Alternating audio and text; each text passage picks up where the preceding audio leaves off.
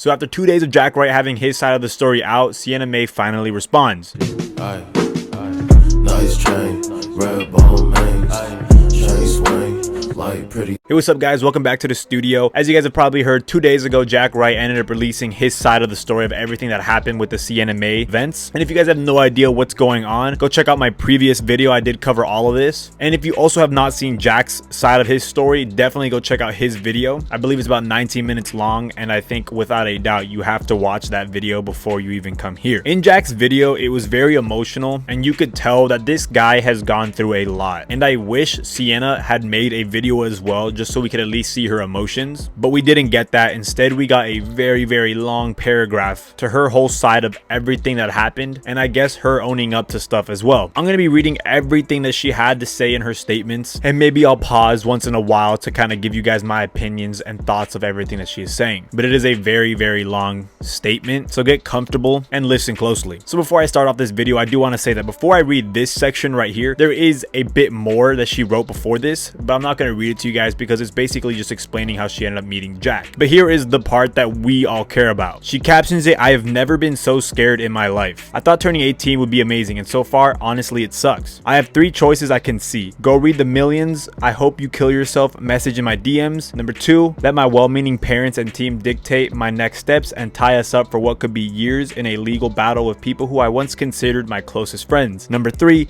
write down everything in my heart and use my newfound adult status to take accountability and share the whole truth with anyone who will listen." She then goes on to write this. "To be honest, it's hard not to choose number 1 and actually follow through with it. I told my parents last night that I wanted to die. I'm so tired of fighting. I'm so tired of seeing the hate and people taking sides. My heart hurts from friends in my family and people I associate with who are getting bullied on their own social media accounts just because they know me. So I'm going to choose number 3 for the sake of the people I love, and I'm going to get real and bare my soul and have faith and trust that I will land where I am meant to be." Now maybe this is just me, but I don't think she should have added that first part to where she said she wants to follow through with the first choice. As much as I know you are probably sad because of everything that is going on, you need to put your feelings aside and address what happened to Jack and the whole situation. I don't want to be a dick, but you're kind of making it about yourself when the person who was really hurt was Jack. I don't know, maybe I'm wrong though. And maybe we took another trip to Hawaii. Though Hype House was filming had wrapped up, at this point the internet was going crazy for our content, especially since we hadn't posted a lot during filming because they had been exclusive to the Hype House. We both felt pressure. I wasn't originally supposed to be on this trip, to be clear. He said I could come for a few days before going. Looking back now, I see that it was to make content. Something on this trip was different. Everything we went, he introduced me as his girl, but then take pictures of blatantly flirting with other people. I was jealous, but more than that, I was confused. Why was I here? Why was he introducing me as his counterpart, telling me wait patiently to be together? He didn't really want any of it. And then without producers and cameras around for the first time in months, it really hit me. He liked me when he needed me for videos or for work, but he didn't like me otherwise. I asked him to make videos with me explaining to our fans that we were only truly just friends. I told him that if he didn't want to have real feelings for me, I wanted to set the record straight publicly about our relationship, as he explained and shown in my response video from last year. He told me we had brand partnerships riding on our fake one and that it wasn't fair to him. I couldn't believe that someone I had created with, laughed with, and cried with could so easily disregard my feelings for the sake of money. He apologized and I appreciated that, but I needed time away from him and our public persona to think and heal. So I went home and took time away from him and his family. I received multiple texts from Jack and Jack's twin asking why I wasn't responding to them. 2 weeks later, they started posting Instagram stories targeted at me, and one day later, their friend Mason put up a tweet implying that I physically and mentally abused Jack. A few days after that, Glenn released a video taken from a November 2020 party showing Jack and me kissing. He narrated the whole thing to make it look like as if it was something it wasn't. To be clear, James took the video as a joke for his Snapchat 7 months earlier, and they decided to resurface it. I would like to think that neither Mason nor James realized the impact of their tweets and the taken out of context video would have. Though they took it all down and it really didn't matter, the damage had been done. My character became a topic of public opinion and lost lots of friends and lots of brand deals. My reputation was damaged. I went from being one of the most loved girls on the internet to one of the most hated. I went quiet, I lost my will to live, and I had to be saved. I spent months healing and getting better. My team asked the Hype House producers to move me from the show so that I did not have to relive the online bullying in the light and the crazy Team Jack and Team Sienna sentiment online, as they knew people would pick apart every every interaction between us. Netflix also did not want liable for my mental health. That's why I wasn't in the show. That's why producers had to figure out what to fill without months of Jack and Sienna footage. I'm sure the Hype House members were mad at me. I would probably be mad at me too. I'm sorry, especially to the cast and crew who worked so hard for the show. She titles this, Jack Setting the Record Straight. I've had 3 relationships in my life. My first boyfriend was so sweet to me. Although I was just turning 14 when I started dating him, he was a supportive and caring communicative feelings, like he preferred my time over public affection. In his YouTube video, Jack brought up this relationship even though it happened 4 years ago. Did I kiss another guy? Yes, I did. A day after we broke up, and I'm still friends with both he and my ex, and they are friends with each other. It happened when we were 14 and 15 years old. My next boyfriend is one of the funniest and big-hearted people I know. I hung out with him and his family just a weeks after, and the reason we broke up after almost a year together was because he didn't like me being on social media. We decided just to be friends exactly 1 week after my video went viral. The whole thing with Jack is breaking his heart because he knows the real me, not just some version of me. It's ironic now that his fear on social media and the online fame and what might do to me is the reason we broke up. And then came Jack. I was really grateful to knowing someone already in the social media world, and we had so much fun together. As someone I loved and still love, I'm devastated that he made me sound crazy and twisted many things out of context in his recent video to the point of literally painting me into a loud, crazy, and over-sexualized stereotype that people try to use as a young, especially teen woman. It sucks and I'm still trying unpacking that, but all I can own are my own words, and I want to clear a few things up. I never broke into Jack's house. I didn't know the code of his garage door, yes, because he gave it to me, and one of the first scenes we filmed in his Hype House was to show me walking into his house and jokingly saying I'm home, because that's what everyone does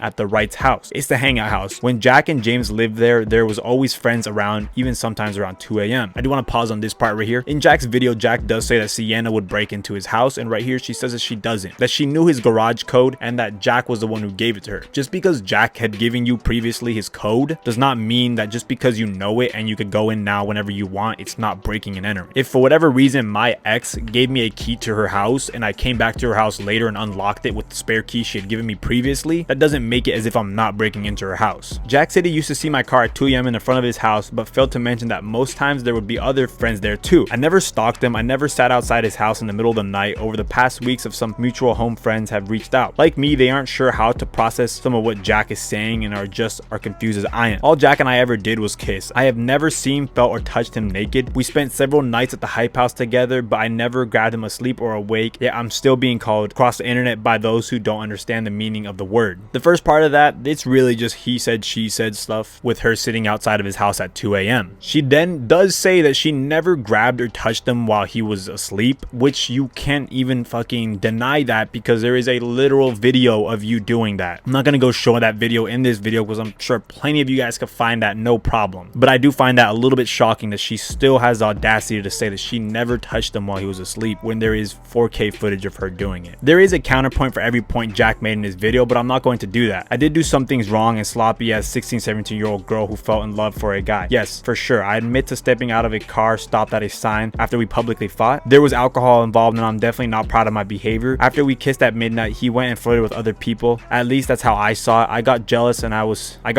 It was stupid and I'm so ashamed. But that said, he did some stupid stuff too, like chasing after a car full of guys to start a fight with them because they catcalled me on the street, or locking our mutual friends out of his rental house in Hawaii because he was flirting with me. I don't know. Chalk it up to being young and the fact that our brains aren't fully developed yet. Teenagers do stupid things. She then titles this My Regrets. I wish I knew then what I know now. I wish I had laid out boundaries that made sense to us both, that protected both of us from feeling vulnerable or misled. I don't know a lot of other people who at 17 know how to do that with their partners, but I would have liked to have tried. I wish I knew that every time he did something nice for me didn't necessarily mean that he wanted to be my real life boyfriend and not just an internet boyfriend. I wish we knew together how toxic the relationship had become before it spun out the way it did. Looking back, there are definitely some things I would have done differently. This next part, she then addresses the YouTube videos that she put out against Jack, the ones I covered originally in my previous video. Shortly after our first allegations came out last June, I made 2 videos. Both are still on my YouTube, which I wish I could take back. I'm not proud of how I responded. I want to apologize to SA survivors who I offended with my ignorance in responding to these false allegations. They were made hastily without oversight from anyone but my brother and me. I have since learned a lot about SA and psychological trauma response victims of SA may develop as a result of abuse. I learned that Stockholm syndrome and trauma bonds are and am grateful to have had the opportunity to learn so that I can be a better ally to the victims of SA. She's still claiming that she didn't SA, I guess, Jack, which like I said before, there is a literal video of that. Understanding love languages. When Jack and I fought, I tried to fix it with love and affection. Growing up, I was taught to be communicative and treat each other with love. For me, that means hugs and physical affection, which means,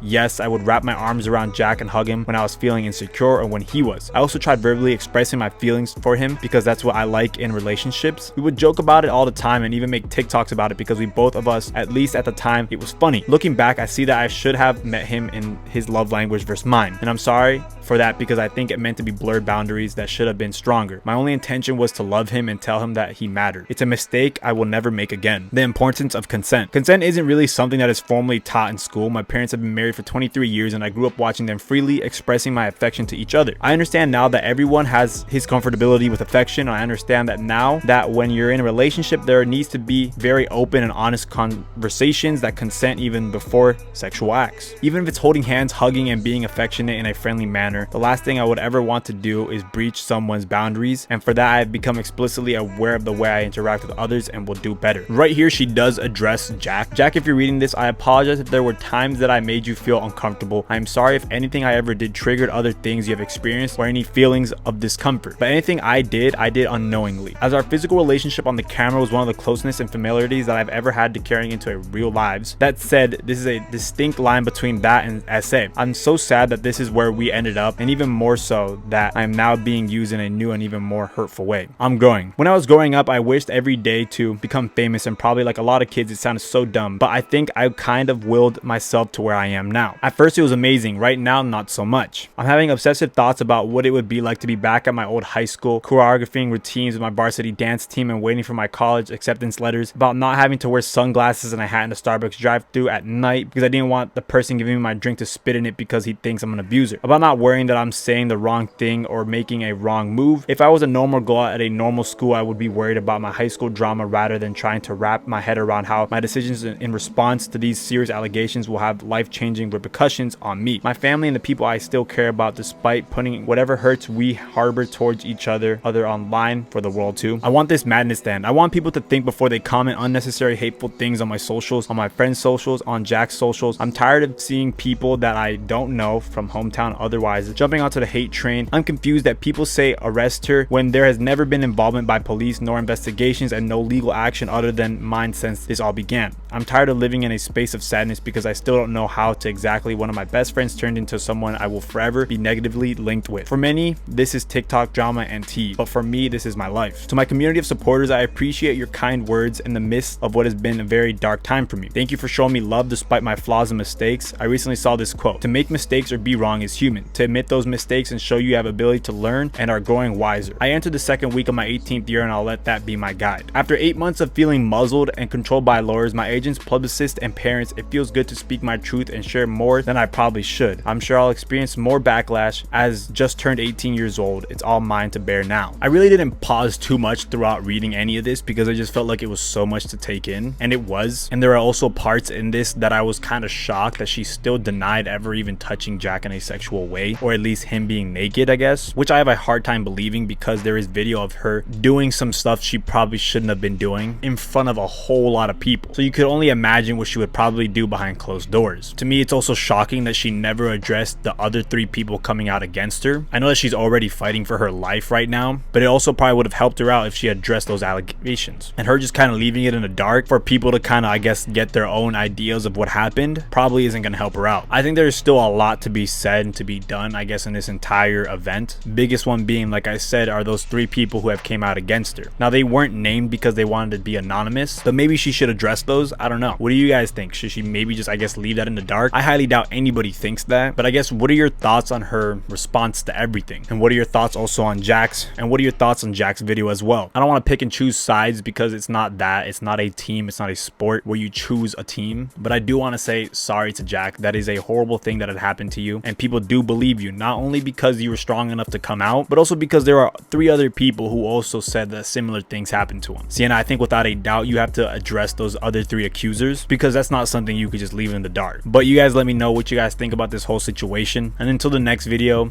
peace.